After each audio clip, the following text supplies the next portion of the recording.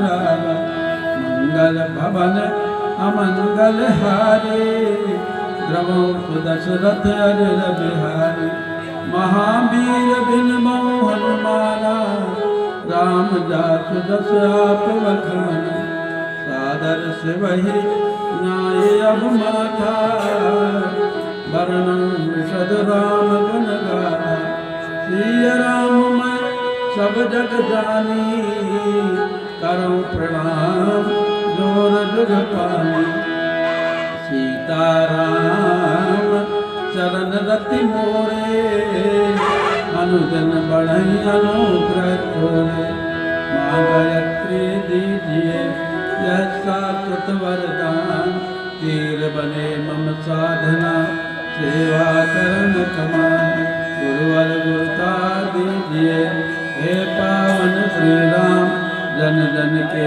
सुख चैन हित कभी न लूं विश्राम सदा भवानी दाहिने सन्मुख रहे गणेश पांच देव रक्षा करे ब्रह्मा विष्णु महेश आधार शक्ति नमः जगत पुण्य नमः सद्गुरुदेवाय नमो नमः।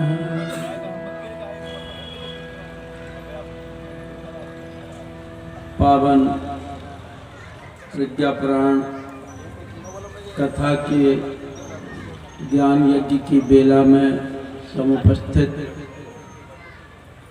बहराइच जनपद के सभी धर्मप्राण आत्मीय महानुभाव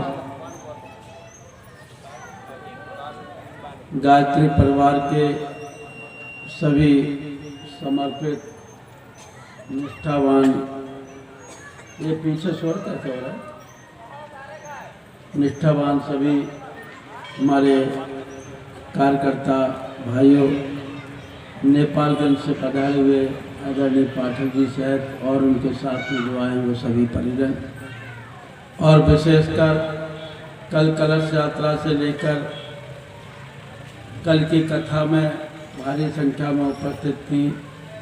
आज सुबह भी सैकड़ों माता बहनों ने यज्ञ भगवान को अपनी आहुतियाँ प्रदान की और फिर समय पर कथा की वेला में उपस्थित होने वाली हमारी विद्यामयी सभी माताओं बहनों स्नेही बाल गायत्री कुंज में कार्यक्रम मैंने खुद दिया है, इन्होंने लिया नहीं और गायत्री कुंज में ऐसे दो चार जगह ऐसे तपोवनों में आश्रमों में कथा कहने का शुभ अवसर मिला और उसी के अंतर्गत यहाँ पावन प्रज्ञा पुराण की कथा की कुछ बूंदें आप तक छिड़की जा रही हैं। इसके माध्यम से सत्संग कर रहे हैं और सत्संग से हमको दो चीज़ों का बोध होता है। एक तो 83,99,999 योनियाँ हमने बिताई और 84 लाख योनियों में आते हुए हमने अपनी आत्मा की चिट्ठी को जाने किन किन लिफाफों में भरा, जाने किन किन योनियों से होकर के हम आए। कभी बकरी बने, भेड़ बने, बैल बने, गाय बने, नील गाय बने, कुकर शुकर भी बने, मच्छर मक्खी भी बने। तब भगवान ने हम पर कृपा की और बड़े भाग्यों वाला यह अनुदान हमको दिया। बड़े भाग मानस तनु पावा जोरा जोरा लगा सदग्रंथन गावा नरकन सम नहीं कबन देही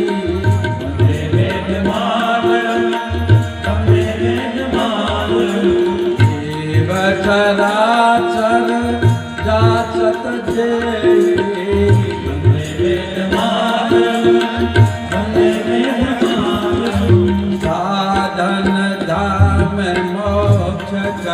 द्वारा, पाए न जे परलोक समारा। जन्म जन्मांतरों का जब पुण्य जागृत हुआ तब भगवान ने उपहार स्वरूप हमको यह मनुष्य शरीर दिया। 3 चीजें होती हैं, एक इनाम है, एक पुरस्कार है और एक उपहार है। इनाम किसे कहते हैं? किसी से खुश हो गए, किसी काम से थोड़ा सा ईगो कम करना और उसको जेब में से निकाल करके कुछ दे दिया, आवाज को बढ़ाओ, जेब में से निकाल करके कुछ दे दिया, अरे वाह तूने बहुत अच्छा काम किया, ये इनाम। तो मनुष्य शरीर इनाम भी नहीं है और मनुष्य शरीर पुरस्कार भी नहीं है। पुरस्कार किसे कहते हैं? खिलाड़ी किसी कंपटीशन में जीत जाता है या परीक्षा में कोई अव्वल नंबर आ जाता है, फर्स्ट डिवीजन फर्स्ट पोजीशन में आता है तो उसे पुरस्कार दिया जाता है, कंपटीशन में निकला है। लेकिन उपहार किसे कहते हैं? उपहार किसी के विशेष कार्यक्रम में जाएं, विवाह शादी में, गृह प्रवेश में, किसी संस्कार में और कुछ भेंट दी जाए उसको उपहार कहते हैं। तो मनुष्य जीवन उपहार है, इनाम नहीं है, पुरस्कार नहीं है। जन्म जन्मांतरों का पुण्य जब कभी उदय हुआ तब भगवान ने मनुष्य शरीर दिया। और कितना बेशकीमती, इतना बेशकीमती उपहार कोई वैज्ञानिक बना नहीं सका। यह मस्तिष्क रूपी टैप रिकॉर्डर, आपका यह रिकॉर्ड हो रहा है, आप अपने फोन में भी रिकॉर्ड कर रहे हैं। लेकिन ये टैप रिकॉर्डर तो बहुत कम है, बहुत कम ये रिकॉर्ड करेगा। लेकिन इस खोपड़ी रूपी टैप रिकॉर्डर में बचपन से लेकर के यौवन तक की यादें, बुढ़ापे तक की यादें भरी हुई हैं। कितना बढ़िया टैप रिकॉर्डर दिया। आंखों जैसा कैमरा कोई बना नहीं सका। इस कैमरे में तो पासपोर्ट आ जाएगा, छोटा सा फोटो आएगा, लेकिन आंखों रूपी कैमरे में चींटी चींटी बराबर दिखाई देती है, हाथी हाथी बराबर दिखाई देती है। कानों जैसा टेलीफोन, एक आदमी बोल रहा है, हजारों आदमी सुन रहे हैं। हाथों जैसी क्रेन मशीन, इससे आप रोटी का निवाला भी उठा लीजिए और इससे आप ईंटें पत्थर भी उठा लीजिए, बच्चों को भी उठा लीजिए, फूल को भी उठा लीजिए और ईंट को भी उठा लीजिए। भगवान ने हमको पेट जैसी गोदाम दिए। कितने वर्षों से कितनी चाय पी चुके, कितने अंगूर खा चुके, कितने के अकेले खा चुके, कितने क्विंटल अभी तक चावल खा लिए होंगे हमने, कितनी रोटियां चबा गए होंगे, कितने कचौड़ी समोसे पकौड़ी, जाने कितने कितने पेड़े बालूशाही इमरती जलेबी खा गए होंगे, फिर भी गोदाम खाली की खाली। कितनी बड़ी गोदाम भगवान ने हमको दिया। भगवान ने हमको पैरों जैसी गाड़ी दी है, इसमें कोई डीजल पेट्रोल भरने की जरूरत नहीं। ये किचन में भी चली जाती है गाड़ी, बाथरूम में भी चली जाती है, ड्राइंग रूम में भी आ जाती है, मंदिर में भी जाती है, छोटी सी गली में भी चली जाती है और हाईवे पर भी चलती है पैरों रूपी गाड़ी। इतनी सुंदर गाड़ी कोई बना नहीं पाया। भगवान ने मन जैसा कंप्यूटर हमको दिया, हार्ट जैसा इंजन दिया, मुंह जैसा माइक दिया, दांतों जैसी मिक्सी मशीन दी और जीभ जैसा ट्रैक्टर दिया, बालों जैसी खेती दी और शरीर जैसा कारखाना भगवान ने हमको दिया। क्यों दिया? जिससे कि हम भगवान का कार्य कर सके। बड़े भाग्यों वाला यह अनुदान है। लेकिन इस अनुदान को भूल क्यों गए? क्योंकि एक और दूसरे बड़े भाग्यों वाली वस्तु है, वो हमने छोड़ दी है, उसको भुला दिया है। वो कौन सी है? एक तो मनुष्य देह है, दूसरी बड़े भाग पाए सतसंगा, नहीं प्रयास होई भवभंगा, सतसंग विवेक न होई, वेद मातरम, वेद मातरम, पावन वेद मातरम वंदे वेद मातरम। बड़े भाग पाए सत्संगा वंदे वेद मातरम। मनुष्य शरीर प्राप्त हो जाने के पश्चात संतों का संग, सत्संग होना जरूरी। सत्संग है ही सत्य, अर्थात जो सत्य के मार्ग की ओर ले जाए, असत्य अधर्म की ओर न ले जाए। और ये कार्य संसार के भौतिक आदमी नहीं कर सकते हैं, ये संत ही लोग कर सकते हैं। इन्हें संतों के संग, संतों का संग अर्थात सत्संग हम करेंगे तो हमारे जीवन में परिवर्तन आएगा, जैसा कहा गया है। संतन के संग लाग रे तेरी अच्छी बनेगी। संतन के संग लाग रे तेरी अच्छी बनेगी। अच्छी बनेगी तेरी बिगड़ी बनेगी। अच्छी बनेगी तेरी बिगड़ी बनेगी। तेरे बेड़ा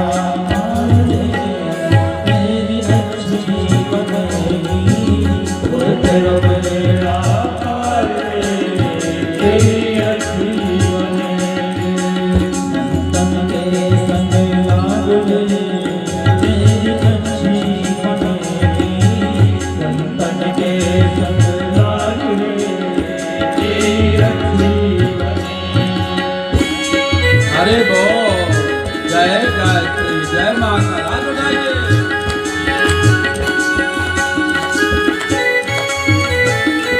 जय गायत्री, जय महाकाल।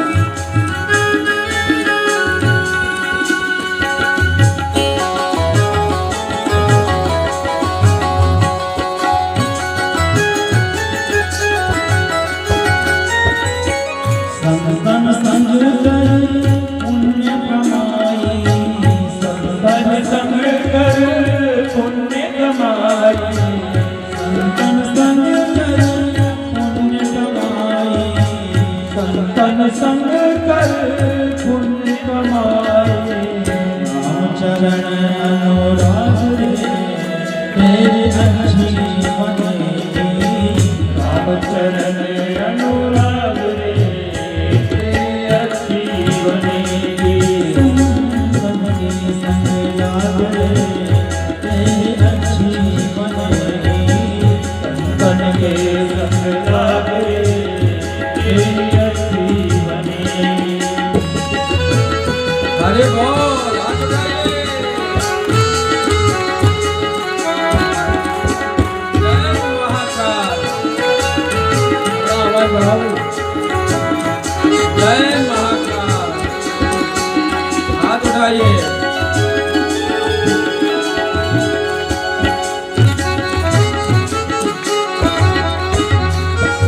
ध्रुव जी बन गई प्रहलाद जी बन गई।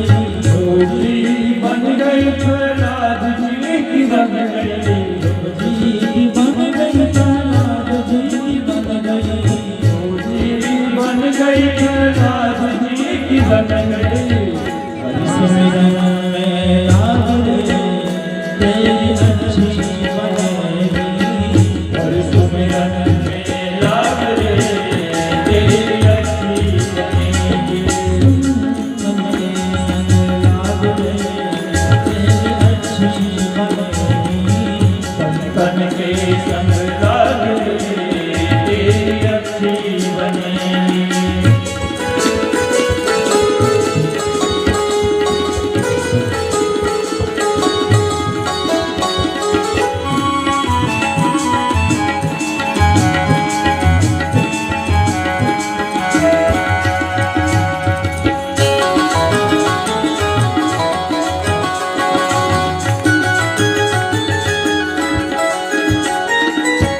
मोहन श्याम बहुत दिन सोए। मोहन श्याम बहुत दिन सोए। बहुत दिन सोए अनेक दिन सोए। बहुत दिन सोए अनेक दिन सोए। मोहन श्याम बहुत दिन सोए। मोहन श्याम बहुत दिन सोए। जाग सके तो जाग रे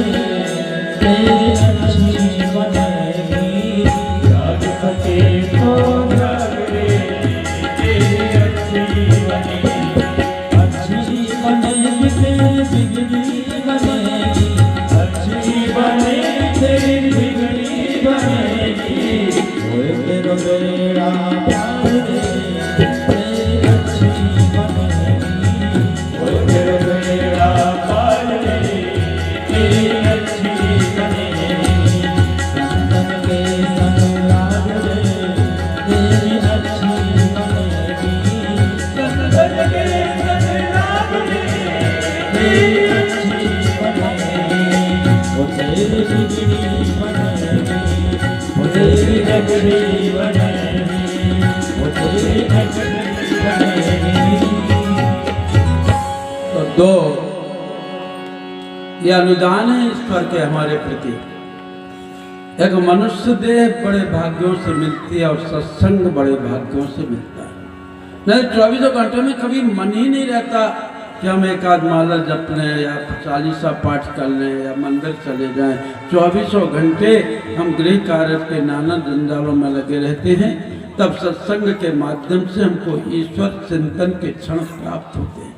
और कल कि 6 बजे से 9 बजे की शिफ्ट में बेला में आपने पावन प्रज्ञा पुराण कथा की उपयोगिता क्या है। प्रज्ञा पुराण 18 पुराण 18 उपपुराण होते हुए भी परम पूज्य गुरुदेव ने पावन प्रज्ञा पुराण क्यों लिखा, कैसे हम अपने जीवन को ऊंचा उठा सकते हैं इन सूत्रों के माध्यम से। इसलिए पावन प्रज्ञा पुराण कथा की संरचना युग ऋषि व्यास ने की। 3 गंगाएं इस धरती पर अवतरित हुई। 2 गंगा तो एक आप जानते हैं कि प्रत्यक्ष माँ भागीरथी गंगा है। भूप भगीरथ सुर सरयानी, भूप भगीरथ सुर सरयानी, तुम रात सकल सुमंगल खानी।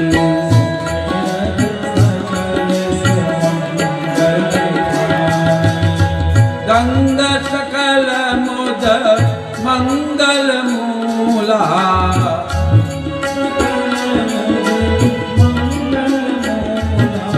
सब सुख करनी हरनी सब तोला, सब सुख करनी हरनी सब तोला। एक तो राजा भगीरथ धरती पर ब्रह्मा जी के कमंडल से निकाल करके भगवान विष्णु के पदनखों से स्पर्श करा के शंकर जी की जटा में जटा शंकरी बना करके और इस धरती को पवित्र बनाने के लिए पतित तारणी पाप हारणी के रूप में एक गंगा प्रवाहित हुई। और दूसरी गंगा जब माता पार्वती ने कहा कि मैं राम की कथा सुनना चाहती हूँ, तो भगवान श्री शिव ने कहा धन धन गिरि राजकुमारी,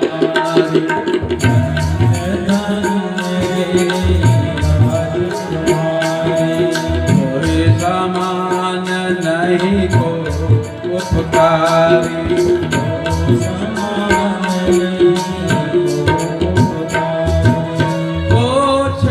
रघुपति कथा प्रसंगा,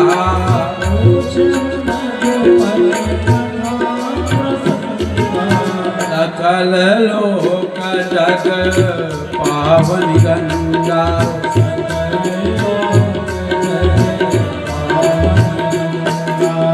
एक गंगा भगवान श्री शिव के मुखारविंद से प्रवाहित हुई, जो राम कथा के रूप में आज सारी दुनिया को पवित्र बना रही।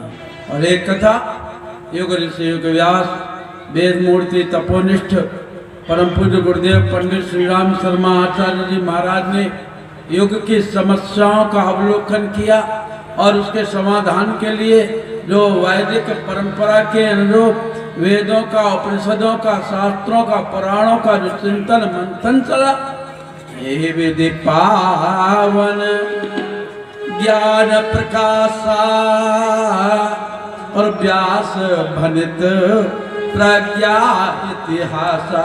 तो युग ऋषि युग व्यास ने आज पावन प्रज्ञा पुराण कथा का प्रणयन किया। यह प्रज्ञा पुराण तो हमको जीवन जीने की कला सिखाने का कोष है। यह प्रज्ञा पुराण तो युग ऋषि के हृदय की वेदना है। यह प्रज्ञा पुराण तो युग व्यास के दिल की पीड़ा है। यह पावन प्रज्ञा पुराण तो सुसंस्कारता के जागरण का एक अध्याय है। यह पावन प्रज्ञा पुराण तो एक नर्सरी है जहाँ पर संस्कारों के बीज सुरक्षित हैं और यही बीज आगे चलकर के संस्कारों के बड़ वृक्ष के रूप में हरे भरे दूर से दिखाई पड़ेंगे। यह पावन प्रज्ञा पुराण कथा तो परम पूज्य गुरुदेव ने अपने चिंतन मंथन से हम लोगों को प्रदान की है। आइए ऐसे पावन प्रज्ञा प्राण कथा को, जो कि परम पूज्य गुरुदेव की वाणी है, जो हमारे आपके जीवन की कल्याणी है, जो हमको जीवन का बोध कराने वाली है, ऐसी पावन प्रज्ञा प्राण कथा में प्रवेश करने के पहले, आज द्वितीय दिवस का चिंतन देने के पहले पावन प्रज्ञा प्राण की कथा हम उसका बोध करें, महिमा सुने। उसी के साथ में यहाँ कोई विशिष्ट अतिथि पधारे हुए हैं, वो यहाँ पर आएंगे, व्यास वहाँ पर पुष्पांजलि करेंगे, उनको मैं माल्यार्पण करूँगा, तिलक लगाऊंगा और उनको परम पूज्य गुरुदेव का साहित्य दिया जाएगा। उन्हें थोड़ा बोल दें, फिर गीत होगा।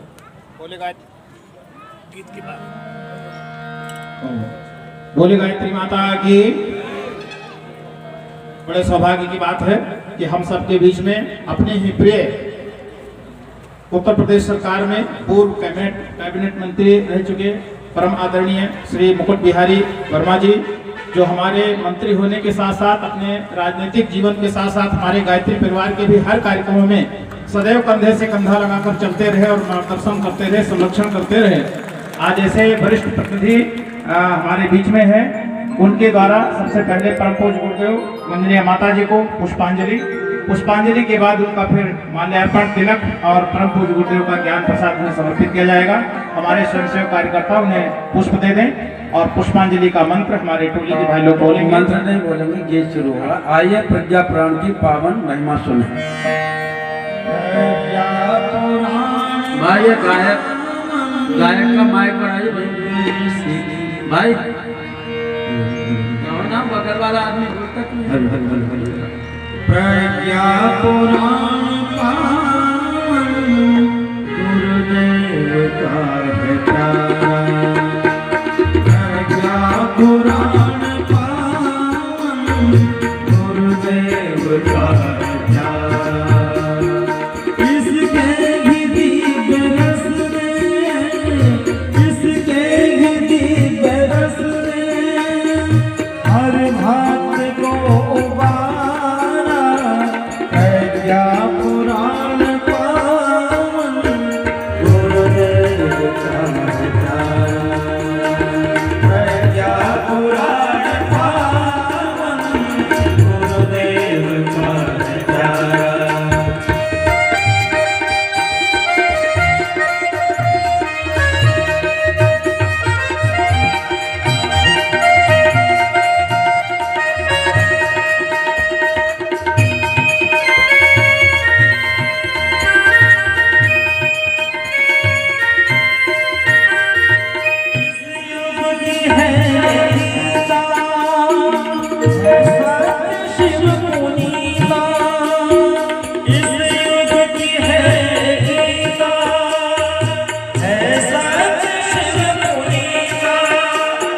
संस्कार की है जननी, संस्कृति है सीता।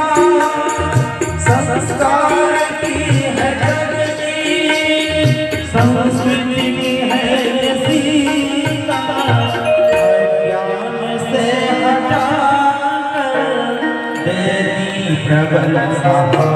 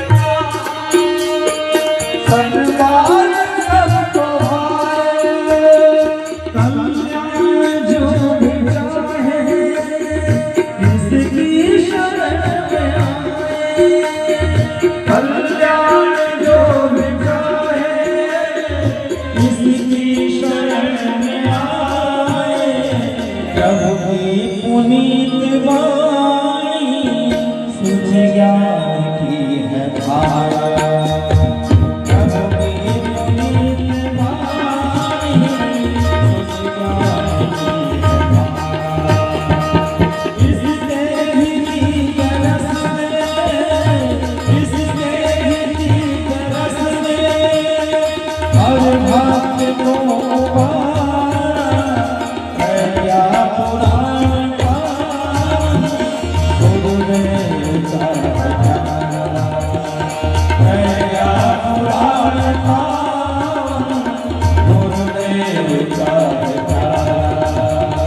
है क्या पुराण पावन गुरुदेव का प्यारा। आइए ऐसे पावन प्रज्ञा पुराण की कथा में कल आपने भगवान श्री हरि विष्णु जी और देवर्षि नारद का पावन संवाद सुना था। देवर्षि नारद ने संसार की समस्याओं का कारण और निवारण का निवेदन किया भगवान से। और भगवान ने कारण बतलाया था, अचिंत चिंतना जाता अयोग्या चरणस तथा फलतः रोग शोकार्ति कलह क्लेश नासजम। अचिंत चिंतन अर्थात जो सोचना चाहिए वह नहीं सोचते, और अनुपयुक्त आचरण अर्थात जो नहीं करना चाहिए वह करते हैं। इसी कारण आज मनुष्य का जीवन जाल जंजालों में समस्याओं में फंसा हुआ है। नारद जी का भगवान इसका समाधान क्या है? तो उन्होंने कहा कि इतना समय मेरे पास भी नहीं है, आपके पास भी नहीं है, आप समाधि में आ जाइए, मैं पूरा ज्ञान आपको हृदयंगम करा दूंगा।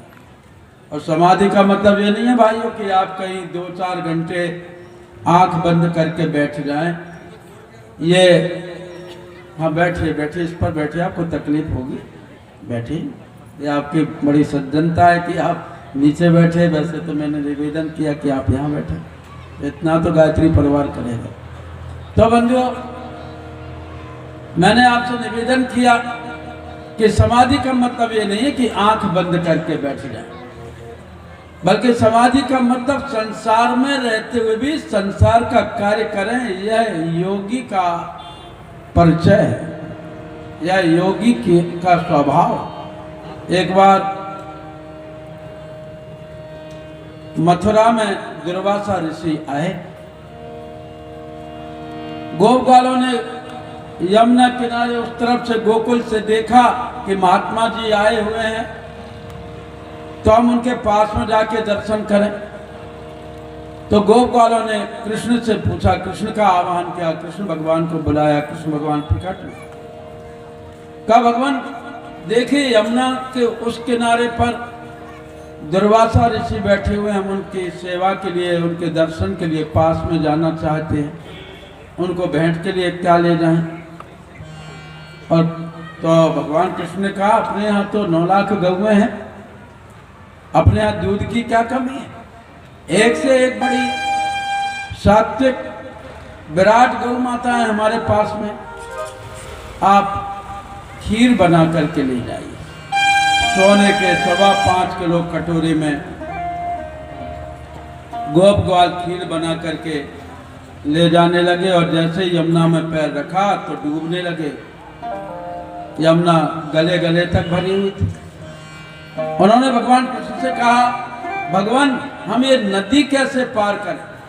तो भगवान कृष्ण ने कहा ये यमुना मैया से कहो कि हे यमुना मैया, कृष्ण यदि बाल योगेश्वर हैं, कृष्ण यदि बाल ब्रह्मचारी हैं, कृष्ण ने कभी स्त्री का मुंह भी नहीं देखा हो और कृष्ण हमेशा ब्रह्मनिष्ठ रहे हों, तो आप निकलने को हमको जगह दे दो। गोप ग्वालों का कन्हैया तू बचपन से ही बड़ा नटखट है, झूठा है। तू माखन खाता रहता था और माँ से कहता था मैया मेरी मैं नहीं माखन खाए, तेरे मुंह में मिट्टी भरी रहती थी और तू गोपियों के साथ में नृत्य करता था, उनकी मटकी फोड़ता था। तूने 16,108 गोपिकाओं के साथ में रास रचाया है, तूने यशोदा मैया का दुग्ध पान किया है, और कहता है स्त्री को कभी छुआ भी ना हो। का कहो तो गोप ग्वालों ने डरते डरते कहा, हे यमुना मैया, ये कृष्ण कन्हैया, ये नटखट हमसे झूठ बुलवा रहा है। अगर ये बाल योगेश्वर है, बाल ब्रह्मचारी हैं, तो आप हमको निकलने के लिए जगह दे दो। कंठ तक भरी हुई यमुना घुटनों घुटनों तक हो गई। दरवाजा जी के पास में पहुंचे, खूब बढ़िया उनका नमन वंदन किया, उनके सामने नैवेद्य के रूप में खीर रखी, और दुर्वासा ऋषि ने पूरा खीर का कटोरा उठाया और 5.25 किलो खीर बढ़िया चटकारे लेकर के उन्होंने ग्रहण की। अब गोप ग्वाल जाने लगे, उनसे विदा होकर, तो यमुना फिर कंठ तक। कहा अब कैसे जाएं? दुर्वासा ऋषि से प्रार्थना की। कहा क्या कह के आए थे?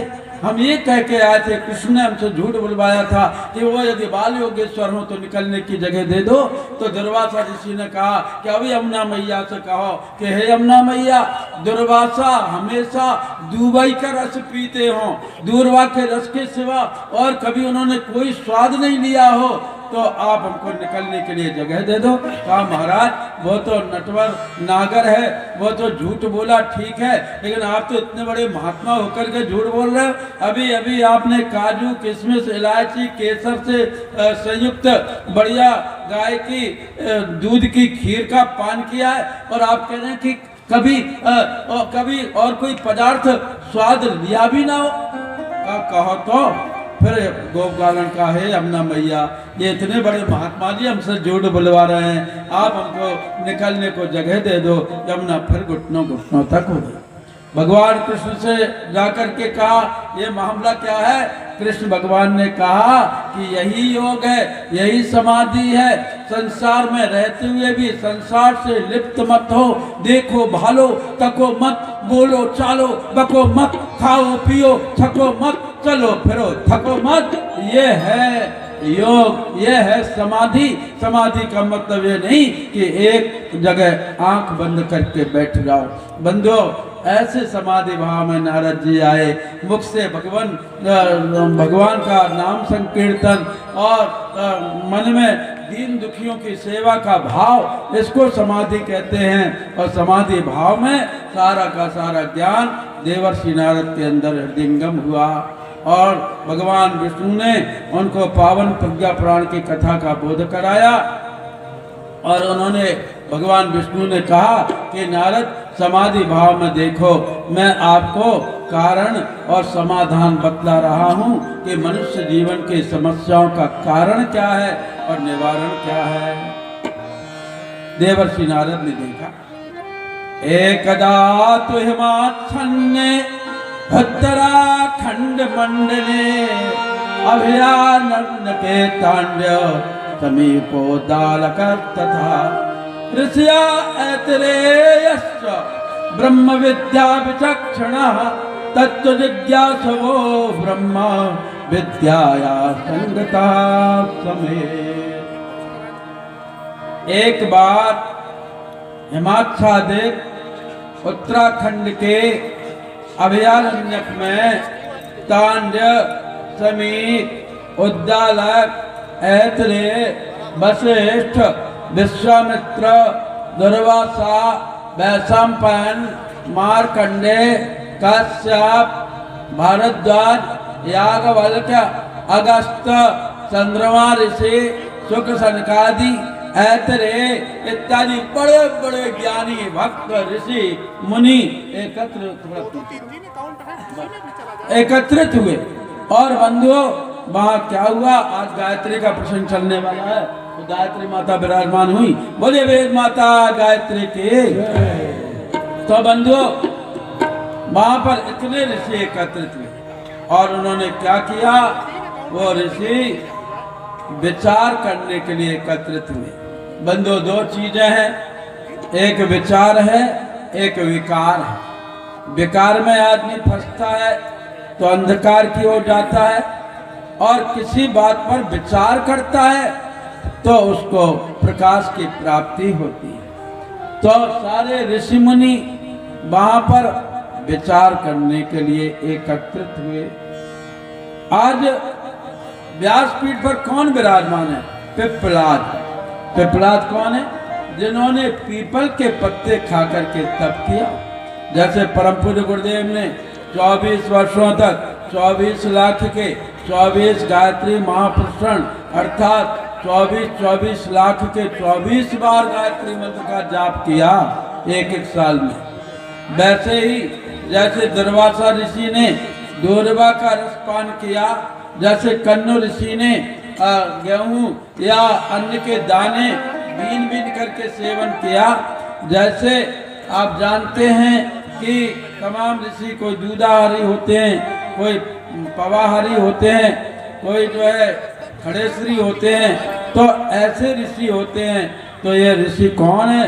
ये पिप्पलाद ऋषि, जिन्होंने पीपल के पत्ते खा करके तप किया। पहले के ऋषियों का जीवन प्रकृति से जुड़ा रहता था। आज हम प्रकृति से कोसों दूर हो गए। आज हमको एसी की आदत पड़ गई। कार में एसी, कमरे में एसी, कहीं जाएंगे तो ट्रेन में एसी, लग्जरी बस में एसी, और एसी ने हमारी वैसी कर दी कि मैं कह नहीं सकता। आदमी तन मन से दुर्बल हो गया। थोड़ा ही मौसम प्रतिकूल होता है कि मनुष्य खांसी सर्दी जुकाम का शिकार हो जाता है, बुखार में पड़ जाता है। ये तो गायत्री परिवार वालों को परम पूज्य गुरुदेव ने पता नहीं कहां से ऊर्जा दे दी, नहीं तो हमारा तो सबका बार बार पानी बदलता रहता है। अभी हम पिछले 15 दिन पहले बॉम्बे में थे, वहां से आए तो दिल्ली में रुकना पड़ा, वहां से आए मेरठ गए, मेरठ से नोएडा गए, नोएडा से जैसे ही आए वैसे ही पता लगा कि बहराइच आना है, तो फिर हरदोई में रुके, हरदोई से रुके फिर लखनऊ में रुके। अब बहराइच से कोई कह रहे हैं कि अयोध्या भी दर्शन कर लो, आई हो तो अयोध्या जाएंगे। कहने का मतलब ये है कि ये जितने गायत्री परिवार के लोग बैठे हैं ये भाग दौड़ करते ही रहते हैं, लेकिन ना इनको सर्दी होती, ना जुकाम होता, ना बुखार होता, परम पूज्य गुरुदेव के कार्य में लगे रहते हैं। तो बंधुओं क्यों? क्योंकि हम सब प्रकृति से जुड़े हैं। ये नेपाल से आए पाठक जी भाई साहब। तो कहने का भाव यह है कि हम सब एक ऊर्जा से, कौन सी ऊर्जा? प्रकृति से जुड़े। आज हम प्रकृति को छोड़कर, नेचर को छोड़कर मेकअप के आदी हो गए, और बंधुओं प्रकृति को छोड़ देने के कारण ही आज आदमी दीन है, दुर्बल है, असहाय है, अपने पूर्वजों की परंपरा को भूल रहा है। लेकिन पहले के ऋषियों का जीवन प्रकृति से जुड़ा रहता था। आज तो आर्टिफिशियल फूलों से सजाया जाता है, जैसे पीछे सजे हुए हैं ये असली फूल नहीं है, ये नकली फूल है, लेकिन ये असली फूल है। अब ये देखो कितने सुंदर लग रहे हैं। आजकल तो पेड़ पौधे भी नकली आने लगे। वो यज्ञशाला में जो केले के खम्भे लगे हैं वो असली हैं कि नकली हैं? असली है, असली है। नहीं तो एक बार तो हम गए एक भाई के यहाँ, बाबूजी के यहाँ, तो वो नमस्ते करके भीतर गए तो बहुत देर तक बाहर नहीं उतरे, निकले। अब ये हरिप्रसाद जी को, नारायण जी को भूख ज्यादा लगती है। इन्होंने कहा भाई साहब क्या करें, वो तो आधे घंटा हो गया भीतर गए, आई नहीं। तो मैंने कहा देखो देखो, ये टोकरी थी वहाँ प्लास्टिक की, उसमें सेव, केले, अंगूर, आम रखे हुए थे। कहा हम इन्हीं के पते से आए, इन्हीं के घर आए, खाओ उठाओ, आएंगे तो कह देंगे भाई भूख लग रही थी। और जैसे ही इन लोगों ने आम, अंगूर, केले, सेव फल उठाए, वो सब प्लास्टिक के थे। प्लास्टिक के आम अंगूर सजे हुए ड्राइंग रूम में रखे थे। तो आज प्लास्टिक के ही पेड़ पौधे, प्लास्टिक के ही फल फ्रूट, प्लास्टिक की प्लेटों में खाने का रिवाज, और कागज के उसमें गिलासों में चाय पीने का रिवाज हो गया। पहले के राजे महाराजे सोने चांदी के बर्तनों में भोजन करते थे। अब तो सोना चांदी का बर्तन यदि कटोरी कोई देख ले तो रात में डाका पड़ जाएगा। तो फिर क्या किया, कांसे के थालियों में बड़ी बड़ी वजनदार फूल वाली थालियां होती थी, उनमें भोजन करते थे। चलो अब कोई चोरा ले जाएगा तो फिर पीतल के बर्तनों में भोजन होता था। बढ़िया पीतल के गुंड, गगरा और जो है पीतल की थालियां कटोरी होती थी, अब वो भी ठीक है। फिर बाद में स्टील की आ गए, अब स्टील के बाद क्रैकरी का सामान आ गया, क्रैकरी के बाद में प्लास्टिक का सामान आ गया, और प्लास्टिक की प्लेटों में कटोरियों में लोग बड़े चाव से भोजन करते हैं, उसको डिनर सेट कहते हैं। डिनर सेट है, क्या बढ़िया रंगीन है। तो बंधु हम प्रकृति से कटते हुए चले जा रहे हैं। पहले के ऋषि मुनि प्रकृति से जुड़े रहते थे। महाप्राज्ञ पिपलाद जी ऐसे ही ऋषि हैं जिन्होंने पीपल के पत्ते खा करके तप किया। और आज जिज्ञासु ऋषि कौन है? तत्व चतुरतार नाम तो प्रश्न एक उपस्थिता महत्वपूर्णम स प्रश्न सर्वेषां मन आहरत्। पिप्पलादं पप्रच्छातो महाप्राज्ञं ऋषीश्वरम् अष्टावक्रो ब्रह्मज्ञानी लोक कल्याण हेतवे। आहा, आज व्यासपीठ पर महाप्राज्ञ पिप्पलाद जो दर्शन शास्त्र के ऋषि हैं, और आज अगली पंक्ति में जिज्ञासु ऋषि कौन है? अष्टावक्रो ब्रह्मज्ञानी। अष्टावक्र जो ब्रह्मज्ञानी, और ब्रह्मज्ञान इनको विरासत वसीयत से ही मिला है। इतना वेदों का इनको ज्ञान था। जब इनके पिता कुहाड़ ऋषि अपने शिष्यों को वेद पाठ कराते थे, तो इनकी गर्भवती माँ कौशला, जैसे परम पूज्य गुरुदेव के साथ में बदनिया माता जी हमेशा प्रवचन में बैठती थी मंच पर आकर, वैसे ही इनके धर्मपत्नी सहचरी जो गर्भवती थी वो भी वहीं पर बैठी हुई थी, रोज बैठती थी। तो बच्चों को संस्कार देंगे तो ऐसा ही होगा। और गर्भवती बहनें यदि टीवी के सामने बैठेंगी, टाकीज में जाएंगी, मॉल में जाएंगी, एक सेकंड बस, एक सेकंड, या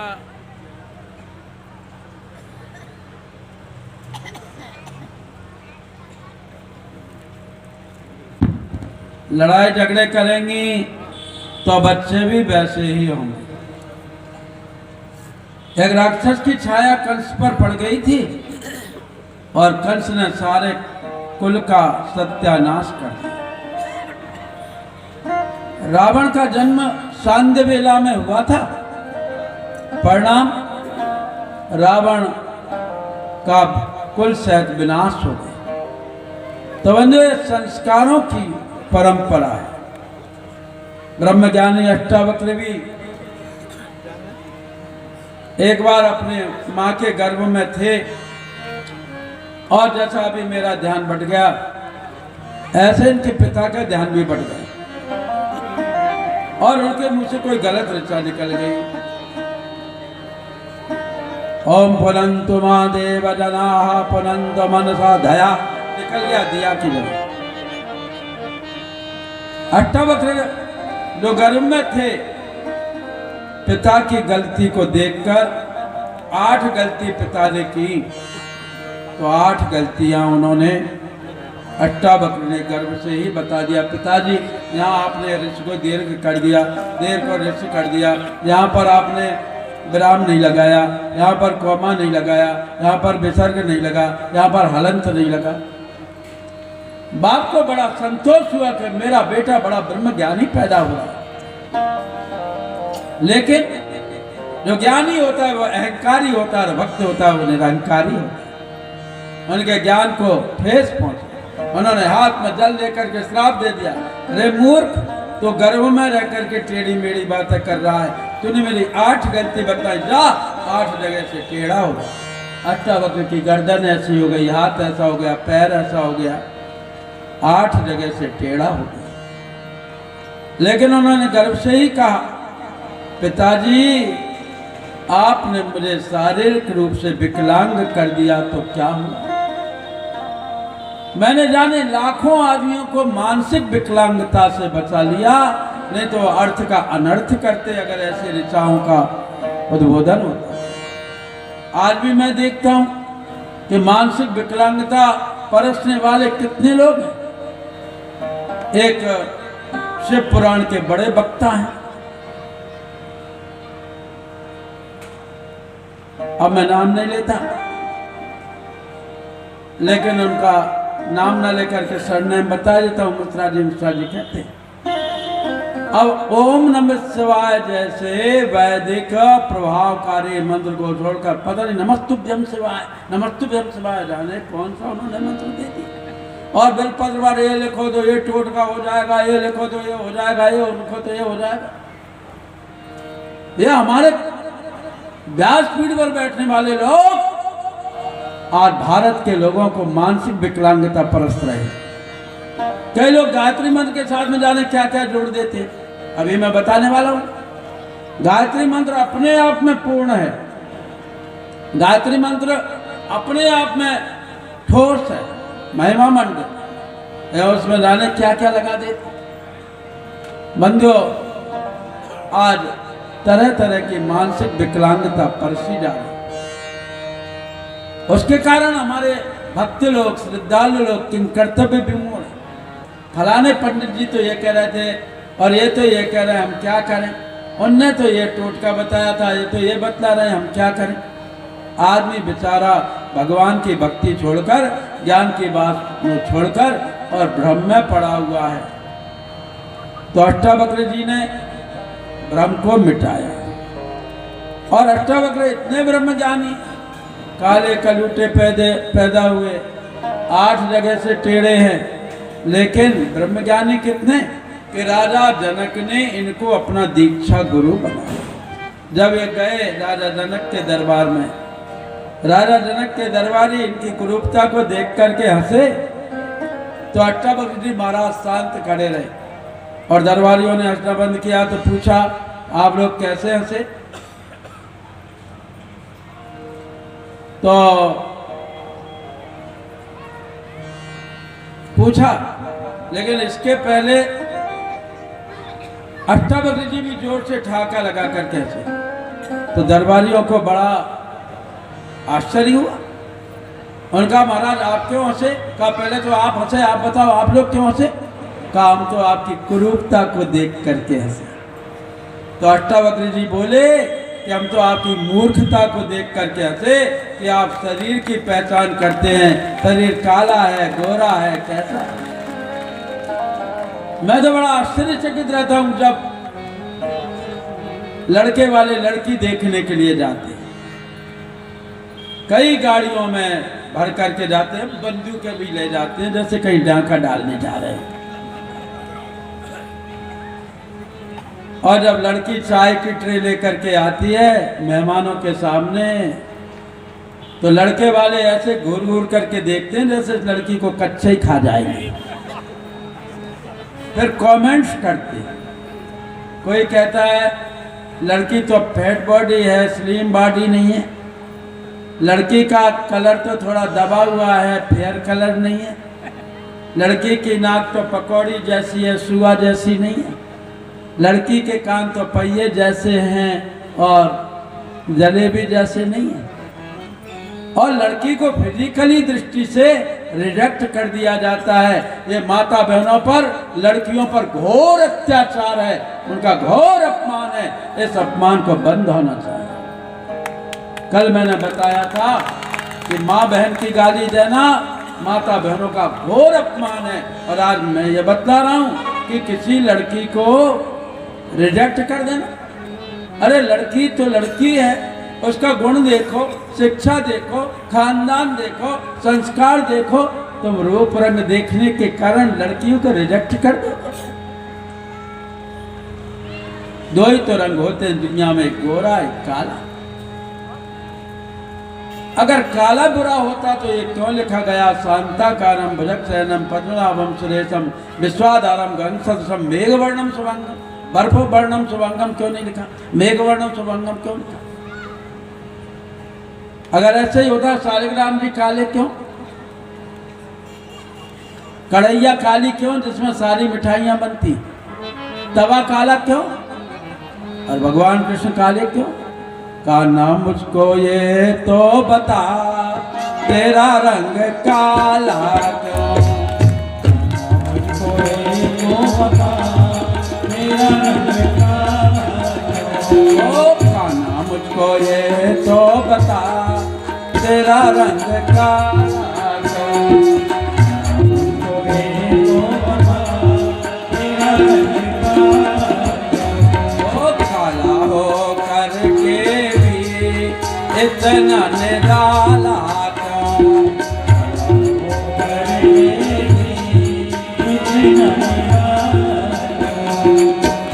मैंने काली गैया का दूध पिया, मैंने काली गैया का दूध पिया, मैंने काली यमुना जी में स्नान किया, मैंने काली यमुना जी में स्नान किया। ओ काला नाग नख डाला फिर भी तू काला क्यों?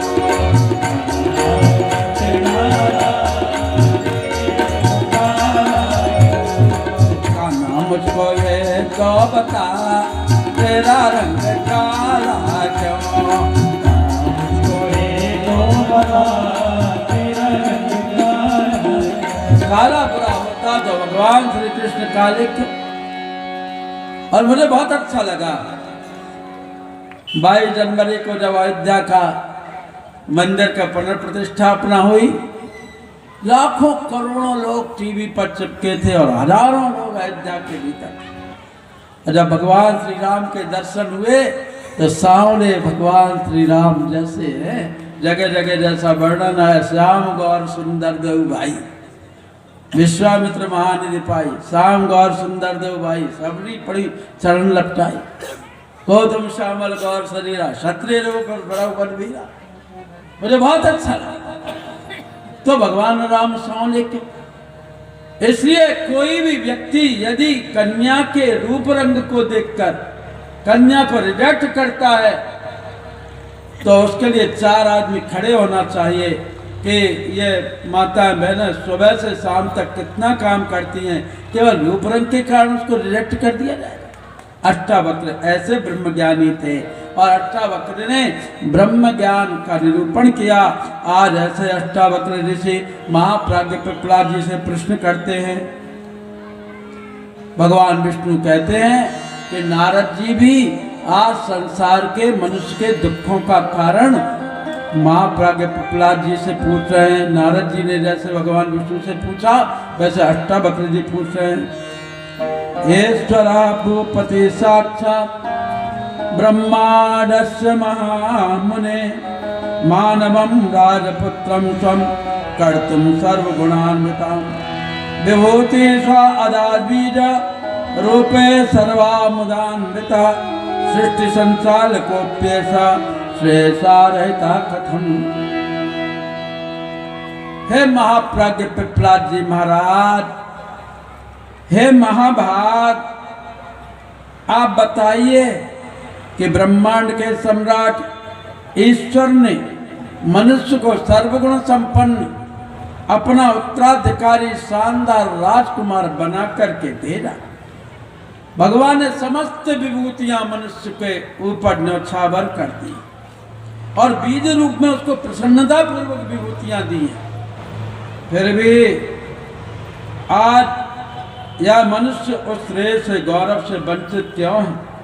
बंधुओं, आज कारण क्या है कि मनुष्य श्रेय से वंचित है और आज मनुष्य इतना दुखी है? सामर्थ्य की न्यूनता, साधनों का अभाव, प्रतिकूल परिस्थितियां होने पर तो सफल ना हो सकने की बात सोची जा सकती है, लेकिन भगवान ने मनुष्य को कितना सामर्थ्यवान बनाया। नर्तन कितना सुंदर दिया भगवान ने, और इस नर्तन को कैसे कैसे मनुष्य ने बर्बाद कर दिया। ये तो देखो, नर्तन जैसा कल्प वृक्ष, नर्तन जैसी कामधेनु, नर्तन जैसा अमृत और किसी मनुष्य को प्राप्त नहीं है। अरे मनुष्य कितना सामर्थ्यवान है, जैसे हाथी के कान पर भी अंकुश रख दिया, हाथी बहुत बड़ा बलवान होता है, इसने घोड़ा बहुत तेज चलता है, लेकिन घोड़े के मुंह में भी लगाम लगा दी, इसने कुत्ते के गले में भी पट्टा डाल दिया, इसने शेर को भी पिंजरे में बंद कर दिया, इसने गधे पर भी वजन लाद दिया, इसने बैल के नाक में भी नथ डाल दी, इसने भैंसा गाड़ी बना दी, इसने कितने बड़े बड़े चमत्कार बना करके खड़े कर दिए। रेलगाड़ी, मोटर गाड़ी, हवाई जहाज, हेलीकॉप्टर, जहाज, मोटर बोट, बड़े बड़े 100 मंजिल बिल्डिंगें, 50 मंजिल बिल्डिंगें, क्या से क्या बना दिया। लेकिन हे भगवान, क्या कारण है कि सतयुग में सभी मनुष्य समुन्नत और सुसंस्कृत स्तर का जीवन जीते थे, लेकिन आज आदमी की स्थिति क्या हो गई।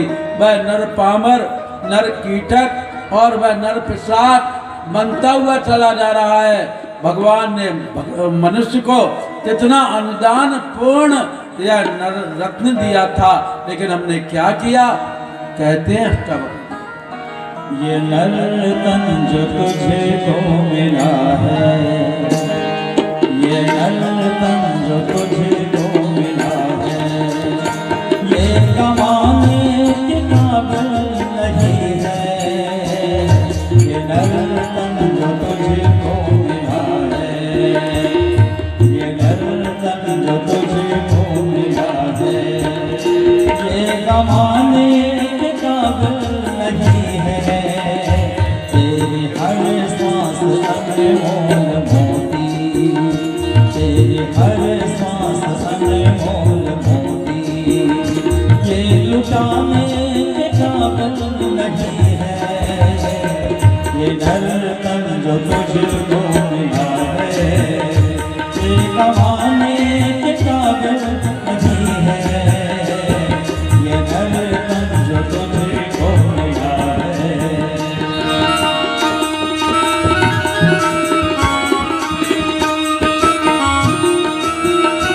अरे बोल जय महाकाल, ताली बजाइए, हाथ उठाइए, जय गायत्री।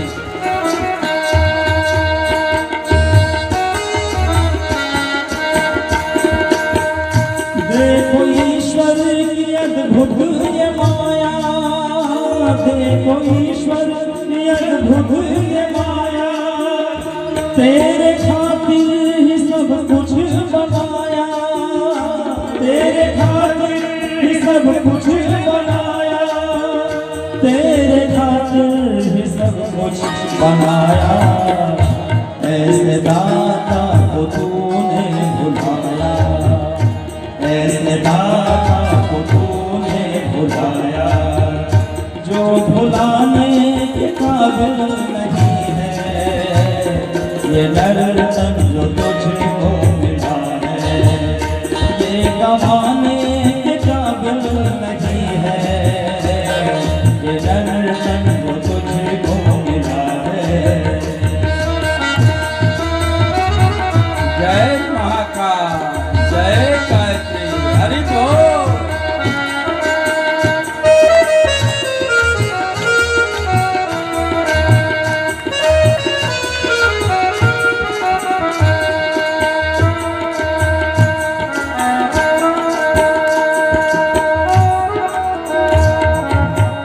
पशु जीते जिसे बाप कमाए, पशु जीते जिसे बाप कमाए, बाद मरने के भी काम आए, बाद मरने के भी काम आए, बाद मरने के भी काम आए। पर तेरा जिस्म मर कर किसी के, पर तेरा जिस्म मर कर किसी के काम आने के काबिल नहीं है। ये नर तन जो तुझे को मिला है, ये गंवाने के काबिल नहीं है। तेरी हर श्वास अनमोल मोती, तेरी हर श्वास अनमोल मोती, ये लुटाने के काबिल नहीं है। ये नर तन जो तुझको मिला है, ये कमाने के काबिल नहीं है।